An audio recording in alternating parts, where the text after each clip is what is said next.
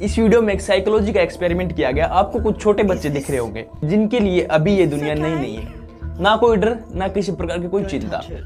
जब उनके सामने एक असली का स्नेक रखा गया तो कोई नहीं डरता, कोई रोता नहीं, बल्कि कुछ तो उसे छूने की कोशिश भी करते हैं। लेकिन जो उनके पीछे लोग खड़े हुए बुरी तरह से डरे हुए हैं। इस पर साइंटिस्ट का कहना है कि इंसान सिर्फ दो डर लेकर पैदा होता है, एक तो गिरने का डर, दूसरा तेज हवा का डर, और बाकी सारे डर हम हमारे पेरेंट्स और सोसाइटी को देखकर सीखते हैं। डरना हमारी फितरत में नहीं होता, बल्कि वो हमारी परवरिश का असर होता है।